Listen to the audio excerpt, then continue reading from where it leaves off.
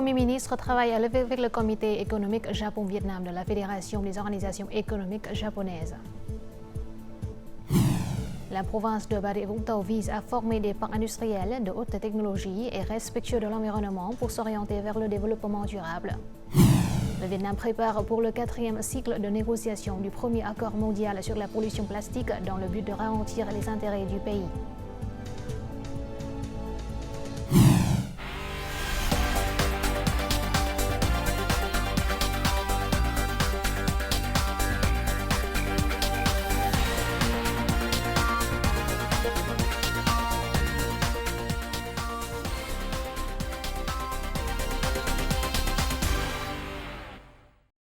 Mesdames et messieurs, bonjour, bienvenue à cette nouvelle édition du journal francophone. Le Premier ministre Phạm Minh Chính a reçu ce 28 mars à Hanoï Fujimoto Masayoshi et Hiyoko Masayuki, président du comité économique Japon-Vietnam de la Fédération des organisations économiques japonaises, Keidanren, et des dirigeants de grandes entreprises japonaises, membres de Keidanren. Le Premier ministre Phạm Minh Chính a hautement apprécié la coopération et les précieuses contributions de la Fédération des organisations économiques japonaises à la promotion du développement fort des relations entre les deux pays dans tous les domaines. Dans un esprit de confiance mutuelle, le Premier ministre a proposé que Keidanren continue d'élargir ses activités de coopération en matière d'investissement, en particulier dans les domaines prioritaires, dans le cadre de la relation de partenariat stratégique global Vietnam-Japon. Il a affirmé que le gouvernement vietnamien continuera d'accompagner les investisseurs dans un esprit davantage harmonieux, de risques partagés et de bénéfices mutuels.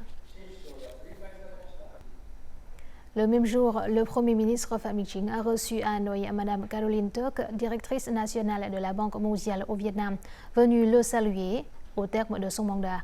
Le chef du gouvernement a hautement apprécié le soutien de Mme Caroline Tuc en particulier et de la Banque mondiale en général pour le Vietnam ces derniers temps, notamment en termes de conseil politique et de fournitures financières. Dans les temps à venir, le Premier ministre a proposé que les deux parties se coordonnent plus étroitement pour accélérer l'avancement des projets existants. Il a également demandé à la Banque mondiale de déployer une nouvelle génération de prêts en se concentrant sur les domaines de l'énergie, de la transformation numérique, de la transformation verte et de l'industrie intelligente à faible émission de carbone. Pour sa part, Mme Caroline Tuc a partagé ses sentiments particuliers pour le pays et le peuple vietnamien, soulignant que peu importe où elle se trouve, elle l'accompagnera et se tiendra toujours aux côtés du Vietnam, notamment pour le contenu discuté avec le Premier ministre. Ce matin, le président de l'Assemblée nationale, Vương Đình Huệ, a travaillé avec le comité économique Japon-Vietnam de la Fédération japonaise des entreprises, Keidanren, et des dirigeants des grandes entreprises de la Fédération. Le plus haut législateur leur a souhaité la bienvenue et a exprimé son appréciation pour leur visite au Vietnam. Ils sont venus assister à la réunion de haut niveau qui a lancé la phase 1 de l'initiative conjointe Vietnam-Japon dans la nouvelle ère. Pour leur part, les coprésidents de Keidanren se sont réjouis du classement des relations Vietnam-Japon au partenariat stratégique intégral pour la paix et la prospérité en Asie et dans le monde. Keidanren souhaite continuer à promouvoir la coopération économique entre les deux pays. Vương Đình Huệ a souligné que l'Assemblée nationale et ses commissions seront impliquées dès le début dans l'exécution des programmes de coopération entre les deux parties.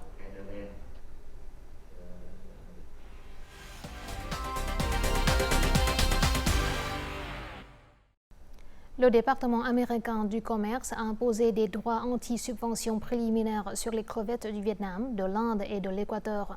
Les crevettes du Vietnam seront soumises à une caution de 2,84% pour Stapimex, de 196,4% pour Thông Thuận et de 2,84% pour tous les autres fournisseurs vietnamiens. Le taux d'imposition devrait entrer en vigueur dans les prochains jours. Si les enquêteurs concluent que les pays importateurs ne sont pas coupables d'avoir accordé les subventions illégales ou si les importations subventionnées ne nuisent pas à l'industrie américaine de la crevette, la taxe sera remboursée. Cependant, les importateurs devront probablement faire face au coût des dépôts fiscaux pour les crevettes exportées pendant la majeure partie de cette année. Le riz vietnamien est actuellement prisé sur le marché international, mais à long terme, il faut une stratégie pour accroître de manière proactive la valeur et élargir les opportunités d'exportation du riz vietnamien. Tout de suite, reportage réalisé par notre correspondant de la VTV en Moyen-Orient. Ankami est une entreprise des Émirats arabes unis spécialisée dans l'importation de riz en provenance du Vietnam. Le riz vietnamien est importé pour servir les restaurants asiatiques, y compris les restaurants haut de gamme, après un processus d'inspection approfondi. Nous essayons de cuisiner du riz vietnamien et de le donner aux chefs pour qu'ils le testent. Et ce que nous importons, c'est du riz vietnamien de très haute qualité. Comparé au riz de certains autres pays, le riz vietnamien est plus blanc et plus brillant. Les grains de riz sont plus beaux. Cependant, le riz vietnamien ne représente qu'une petite partie dans les rayons des supermarchés du Moyen-Orient. Cela vient du goût pour le riz de la plupart des habitants du Moyen-Orient et de nombreux pays de la côte méditerranéenne. Les grains de riz à cuire ici doivent être lâches et non collants, parce que le riz est souvent cuit avec des sauces. Les variétés de riz vietnamien de qualité ne sont donc pas faciles à promouvoir ici. Comme en Inde, environ 45 types différents de riz blanc sont actuellement exportés. Je pense que les fournisseurs vietnamiens, s'ils mènent une enquête, verront que le marché a encore des besoins importants et diversifiés pour de nombreux autres types de riz blanc. Le riz vietnamien exporté vers le Moyen-Orient est actuellement conditionné dans le même emballage que le riz du Thaïlande et de certains autres pays. Il est donc difficile pour les consommateurs de le distinguer. Même si l'emballage est le même, le riz vietnamien peut toujours rivaliser avec celui des autres pays grâce à son prix raisonnable. Actuellement, environ 50% des besoins alimentaires du Moyen-Orient doivent être importés. Les importations de riz devraient connaître une forte croissance, car il s'agit de l'une des deux régions où la croissance démographique est la plus rapide au monde. Depuis le début de l'année jusqu'au 20 mars, le Trésor public a levé plus de 2,9 milliards de dollars via des obligations d'État d'une durée allant de 5 à 30 ans. Ce montant représente environ 57,3% du plan d'émission pour le premier trimestre. Les obligations d'une durée de 10 à 15 ans ont été les plus émises, évaluées respectivement à près de 1,2 milliard de dollars et 1 milliard de dollars. Ils représentent plus de 75% de la valeur totale depuis le début de l'année. Les obligations à 5 ans occupent la troisième place, totalisant 600 millions de dollars.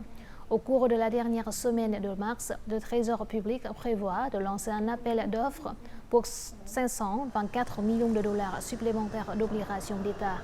Le rendement de ces obligations a connu une légère tendance à la hausse. Plus précisément, les rendements des obligations à 10 et 15 ans sont respectivement de 2,39% par an et 2,59% par an. Selon le plan de la province de Bà Rịa Vũng Tàu pour 2021-2030 avec une vision vers 2050, la province continuera de développer des parcs industriels supplémentaires et de promouvoir l'industrie verte qui peuvent s'intégrer profondément dans les chaînes de valeur mondiale. Cela servira de base à Bà Rịa Vũng Tàu pour développer une économie durable. Dans la poursuite d'une industrie verte, le comité permanent du comité provincial du parti de Bà Rịa Vũng Tàu a publié la directive 43. Celle-ci réglemente 8 types de projets qui ne conviennent pas à l'investissement ou devraient limiter l'attrait des investissements.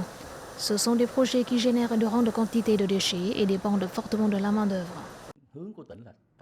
La priorité de la province est de se concentrer sur le développement durable. C'est pourquoi nous avons choisi des projets respectueux de l'environnement, garantissant dès le départ une technologie nouvelle et moderne.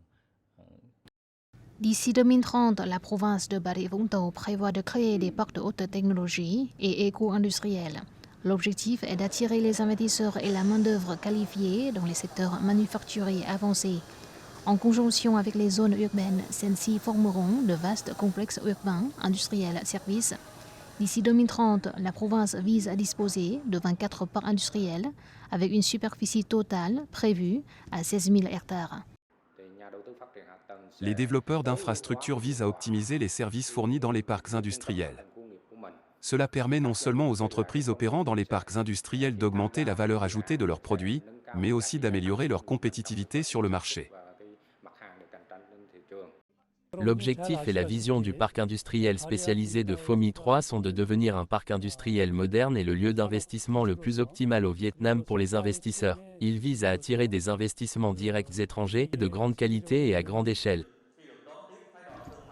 En se concentrant sur le développement de parcs industriels intelligents, Bà Rịa Vũng Tàu vise à créer une puissante impulsion en faveur du développement industriel durable.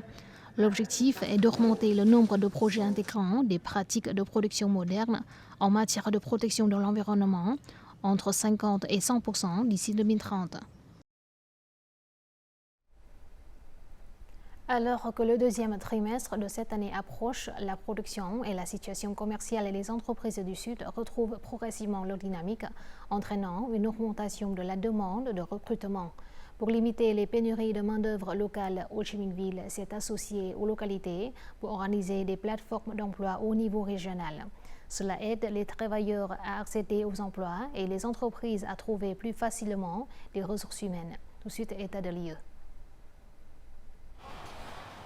Après les vacances du Tết, cette entreprise a pu recruter 1500 ouvriers supplémentaires. Ces commandes sont pleines jusqu'à la fin du troisième trimestre de cette année. Mais elle manque encore de 400 travailleurs. La participation à une plateforme d'emploi régionale l'aide à trouver des candidats plus appropriés. J'ai été acceptée au poste d'emballage. Le recrutement se fait assez rapidement. Ceux qui ne sont pas qualifiés recevront alors une indemnité de formation. Je trouve cela raisonnable. Face à la nécessité de recruter 1500 postes supplémentaires dans toutes les provinces du Sud, cette entreprise estime que la participation de recrutement via des centres de liaison régionaux permet aux deux parties d'économiser du temps et des coûts. Les centres de services d'emploi de chaque province nous présentent les travailleurs. Nous recrutons en ligne afin que les candidats puissent avoir un aperçu du poste avant de se rendre directement dans les entrepôts. Les données de recrutement des provinces et villes du Sud sont publiées sur le site internet des centres locaux de services pour emploi.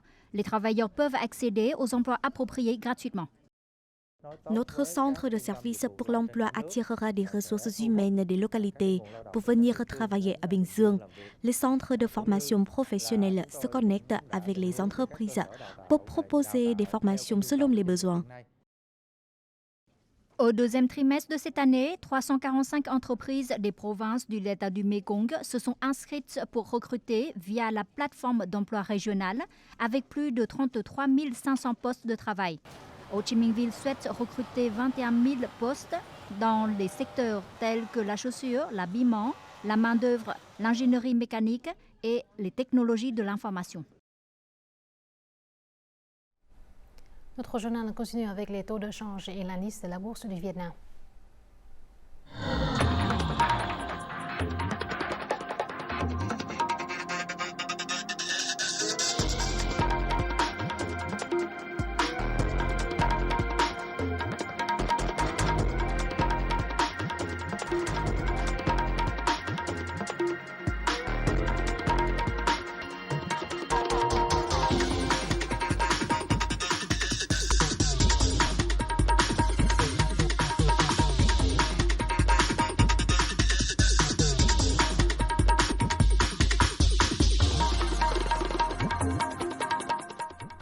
Le département du travail à l'étranger, relevant du ministère du Travail, des Invalides de guerre et des Affaires sociales, conseille aux entreprises ayant des marins vietnamiens à bord des navires de transport d'éviter ou d'arrêter temporairement leur opération sur les routes maritimes Moyen-Orient, Afrique, en particulier la mer Rouge. Cela est dû à la récente montée des tensions au Moyen-Orient, notamment dans les eaux proches de cette région. Afin d'assurer la sécurité et la sûreté des travailleurs vietnamiens sur les navires de transport internationaux, le département exhorte les entreprises à discuter rapidement des risques de sécurité et des mesures de sécurité avec les partenaires et les amateurs qui emploient des travailleurs vietnamiens sur ces routes maritimes. Le premier accord mondial sur la pollution plastique devrait être approuvé en fin d'année et en avril prochain, le 4e cycle de négociation aura lieu à Ottawa, au Canada. Cependant, ce 4e cycle sera le premier au cours auquel Les pays membres négocieront officiellement le contenu de l'accord. Le Vietnam participera également aux négociations pour garantir les intérêts du pays dans la lutte commune contre la pollution plastique. Le troisième cycle de négociation est sur le point de se terminer, mais aucun consensus n'a été atteint. L'Union européenne, avec de grandes ambitions, exige de réduire la production de plastique et de mettre fin à la pollution plastique à partir de 2040. Les pays producteurs de pétrole comme la Russie, la Chine, l'Iran et l'Arabie saoudite souhaitent toujours une production normale et un contrôle uniquement au stade de recyclage. Le Vietnam a exprimé son opinion que la pollution plastique a un impact important sur l'environnement, mais qu'il s'agit également d'un matériau de production important du pays. Nous contribuons à l'effort mondial visant à réduire la pollution plastique, mais nous devons aussi protéger les droits et les intérêts des fabricants de plastique du pays pour avoir une marge de développement. L'industrie du plastique est l'une des industries ayant la plus forte croissance au Vietnam, avec une augmentation annuelle de 16 à 18% par an. En 2023, la production de plastique a atteint 9,54 millions de tonnes. Mais pour que plus de 3000 petites entreprises dans ce domaine puissent se reconvertir, notamment pour renforcer leur capacité de recyclage, il faudra alors élaborer une feuille de route. Cet accord posera certainement des défis à l'industrie du plastique, en particulier aux entreprises de produits en plastique à usage unique. À mon avis, ces entreprises ont besoin de temps pour se préparer à modifier le modèle approprié. Trouver un équilibre entre la réalité de la production nationale et les obligations internationales n'est pas une tâche facile. Cependant, le Vietnam dispose d'une base pour faire des propositions visant à harmoniser ces deux questions lors de l'entrée en négociation. Nous proposons que des pays comme le Vietnam bénéficient de l'immunité. Selon moi, chaque pays doit prêter attention à son développement économique. Si nous pouvons faire appel à la communauté internationale pour réclamer cet accord, pour soutenir et renforcer le soutien au secteur informel, c'est un avantage. Tous les produits fabriqués actuellement au Vietnam ont des emballages en plastique. Cette feuille de route de conversion matérielle doit être calculée de manière appropriée lors de la négociation.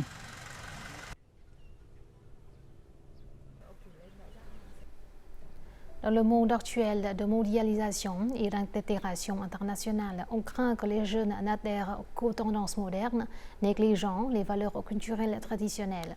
Malgré cela, un jeune a lancé un projet créatif visant à présenter des produits inspirés et enracinés dans les traditions culturelles. Nous le rencontrons.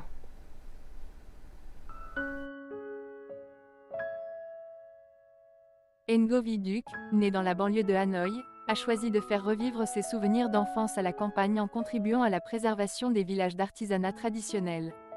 Depuis 2006, il a créé une bibliothèque en ligne axée sur la culture et l'histoire de Hanoï et a lancé des programmes de visite de villages artisanaux.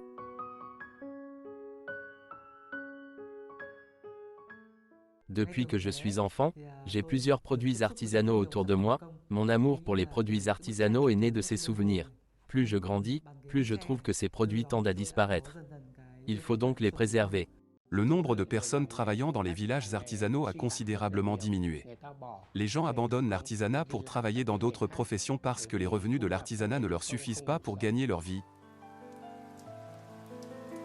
Duc a quitté son emploi d'ingénieur en informatique pour se concentrer à ses recherches sur les villages d'artisanat traditionnels. Après 15 ans, il a lancé le projet « Retour au village » en 2020. Sa bibliothèque en ligne présente plus de 100 villages d'artisanat à l'échelle nationale et relie également ces villages aux entreprises et au public.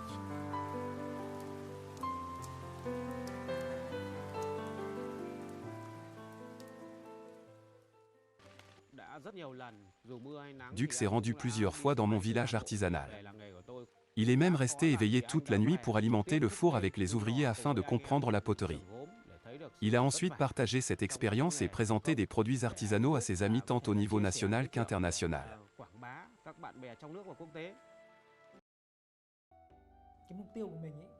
Mon objectif est d'améliorer la qualité de chaque produit afin qu'il puisse promouvoir davantage l'artisanat traditionnel et les produits vietnamiens sur le marché mondial. Nous pouvons être fiers de ces produits qui sont créés et transmis par nos ancêtres. Về những cái sản phẩm xa thế giới để mình có thể tự hào nói là Việt Nam mình có những cái tác phẩm như thế này, các cái tinh hoa của ông cha ta để lại cho đến nay vẫn được gìn giữ như thế này. Le projet Retour au village organise également des activités expérientielles dans les villages artisanaux. Cette initiative promeut les valeurs culturelles de ces zones, tout en apportant des revenus supplémentaires aux villageois. Cette approche durable a revitalisé les villages d'artisans traditionnels et contribue à la préservation de leurs belles valeurs.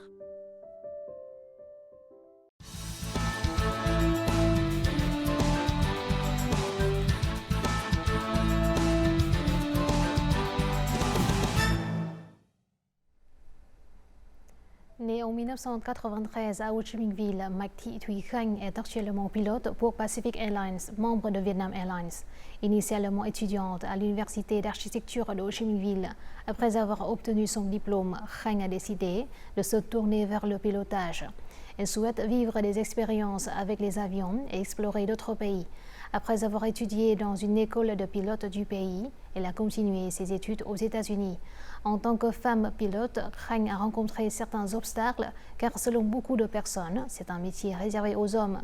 Heureusement, elle a reçu un grand soutien mental et financier de la part de sa famille. Nous la rencontrons tout de suite. Bonjour, je m'appelle Crin. Je suis pilote de Pacific Airlines. Avec le dynamisme et le développement continu de l'industrie aéronautique, le ciel n'est plus un domaine réservé uniquement aux hommes. Parmi la nouvelle génération de pilotes, Mạch Khanh est l'une des plus jeunes femmes pilotes au Vietnam. Née à l'ère de la technologie et des changements de carrière, Mạch Khanh est devenue une pilote de la génération Z. Durant des années, elle a travaillé dur pour réaliser son rêve. J'ai effectué mon premier vol commercial en été 2022. Après de nombreuses années d'apprentissage et de formation, j'ai enfin réalisé mon rêve. Je peux désormais transporter les clients vers différents endroits. J'ai également la responsabilité de la sécurité de plus de 200 passagers et de leurs familles lors des vols. Il y a des moments où il faut rester calme et faire face à des anomalies ou des urgences. En tant que pilote, vous devez rester toujours très maître de vous-même pour prendre des décisions et exécuter des tâches ou des listes de contrôle sous pression pour que l'avion puisse atterrir en toute sécurité. Travailler dans l'industrie aéronautique n'est pas facile et Mạch Khanh est également confrontée à de nombreux défis. Travailler dans l'industrie aéronautique n'est pas facile et Mạch Khanh est également confrontée à de nombreux défis. En tant que femme entrant dans un domaine où les stéréotypes de genre existent encore, Mạch Khanh doit faire face à des doutes quant à ses capacités. Toutefois, sa résilience et sa détermination ont prouvé que la passion, les compétences et le dévouement ne sont pas limités par l'âge ou le sexe.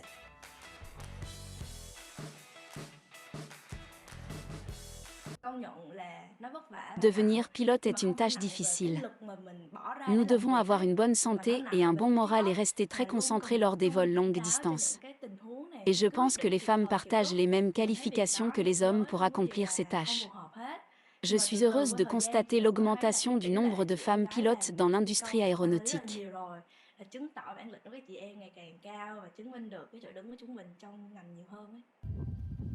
Pour devenir pilote, Mạch Khanh a suivi un processus de formation rigoureux pendant 4 ans avec 100 examens et évaluations.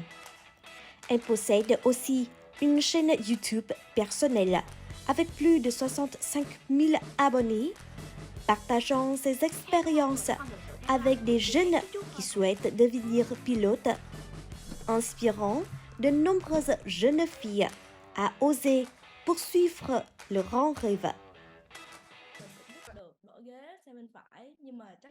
Mon rêve est de devenir capitaine. Mais pour obtenir ce poste, nous devons accumuler beaucoup d'expérience et cumuler 1500 heures de vol. J'aime beaucoup le ciel et depuis le cockpit, je peux le voir de près. Je considère cela comme un privilège pour les pilotes. D'en haut, Je peux voir tout le magnifique paysage de mon pays et d'autres pays du monde. C'est vraiment merveilleux.